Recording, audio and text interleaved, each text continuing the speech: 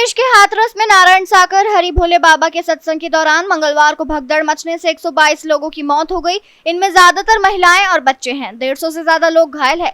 सत्संग हाथरस से 47 किलोमीटर दूर फुलरई गांव में चल रहा था। इसमें 20,000 से ज्यादा लोग जमा थे। हादसे के बाद घायलों को टेम्पो और बसों में हाथरस के अस्पताल लाया गया है। घायलों में कई की हालत गंभीर है, इसलिए मृतकों की संख्या बढ़ने की आशंका जताई जा रही है। शेयर बाजार ने आज यानी 3 जुलाई को लगातार दूसरे दिन ऑल टाइम हाई बनाया है। कारोबार के दौरान सेंसेक्स 80,074 और निफ्टी ने 24,307 का लेवल छुआ। अभी सेंसेक्स 500 अंक की तेजी के साथ 80,000 के स्तर पर कारोबार कर रहा है। निफ्टी में भी 150 अंक से ज्यादा की तेजी है। ये 24,300 के स्तर पर कारोबार कर रहा है। प्रधानमंत्री नरेंद्र मोदी आज राज्यसभा में राष्ट्रपति के अभिभाषण पर धन्यवाद प्रस्ताव पर जवाब देंगे। मोदी ने मंगलवार को लोकसभा में 2 घंटे 15 मिनट की स्पीच दी थी। इसमें उन्होंने कहा कि कांग्रेस के मुंह झूठ का खून लग गया है। प्रधानमंत्री के भाषण के बाद लोकसभा की कार्यवाही अनिश्चितकाल के लिए स्थगित कर दी गई। प्रधानमंत्री नरेंद्र मोदी ने लोकसभा में राष्ट्रपति के अभिभाषण पर धन्यवाद प्रस्ताव पर हुई चर्चा का जवाब दिया। मोदी ने कहा, हमने कल सदन में बचकाना हरकत देखी। ये बालक बुद्धि का विलाप है। जब ये बालक बुद्धि पूरी तरह सवार हो जाती है तो सदन में भी ये किसी के गले पड़ जाते हैं। ये बालक बुद्धि जब अपनी सीमाएं खो देती है तो ये सदन में बैठकर आंख मारते हैं।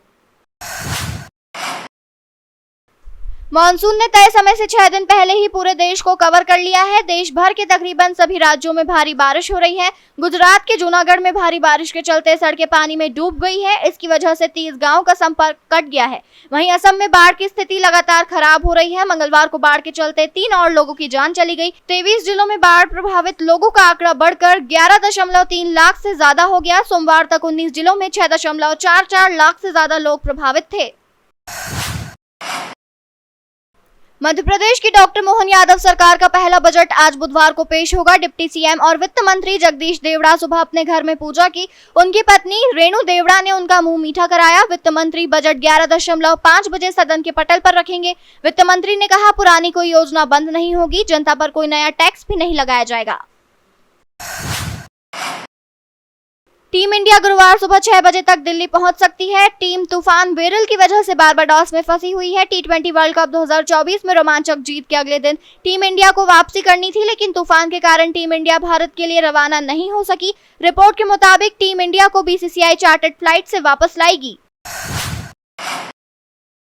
टीम इंडिया 5 मैचों की T20 सीरीज के लिए मुंबई से जिम्बाब्वे रवाना हुई है। पहला मुकाबला 6 जुलाई को हरारे में खेला जाएगा। 5वां और आखिरी मुकाबला 14 जुलाई को होगा। शुभमन गिल की कप्तानी वाली टीम में यशस्वी जायसवाल, शिवम दुबे और संजू सैमसन शामिल हैं। हालांकि ये खिलाड़ी बारबाडोस में तूफान की वजह से फंसे हैं, इसलिए ये खिलाड़ी भारत आने के बाद जिम्बाब्वे जाएंगे। नेपाल में प्रधानमंत्री पुष्पकमल दहल उर्फ प्रचंड सरकार खतरे में है। काठमांडू पोस्ट के मुताबिक नेपाल की दूसरी सबसे बड़ी और चीन समर्थक केपी शर्मा ओली की पार्टी CPN-UML ने प्रधानमंत्री प्रचंड की कम्युनिस्ट पार्टी ऑफ नेपाल से गठबंधन तोड़ने का ऐलान किया है। CPN-UML ने अब तक देश की सबसे बड़ी पार्टी नेपाली कांग्रेस से गठबंधन करने का फैसला किया है। मध्य एशिया के देश कजाकिस्तान में आज शंघाई कोऑपरेशन ऑर्गेनाइजेशन यानी SCO समिट की शुरुआत होगी। इसमें रूस, पाकिस्तान, चीन और तुर्की के लीडर शामिल होंगे। रूस, यूक्रेन और इजराइल हमास जंग के बीच के पहला मौका होगा जब पुतिन, शी जिनपिंग, शहबाज शरीफ और एर्दोगन एक साथ एक मंच पर होंगे। हालांकि तुर्की इस संगठन का सदस्य नहीं, लेकिन एर्दोगन बतौर गेस्ट इस समिट में भाग लेंगे। भारत इस संगठन का सदस्य है, लेकिन प्रधानमंत्री मोदी इस समिट में शामिल नहीं हो रहे हैं।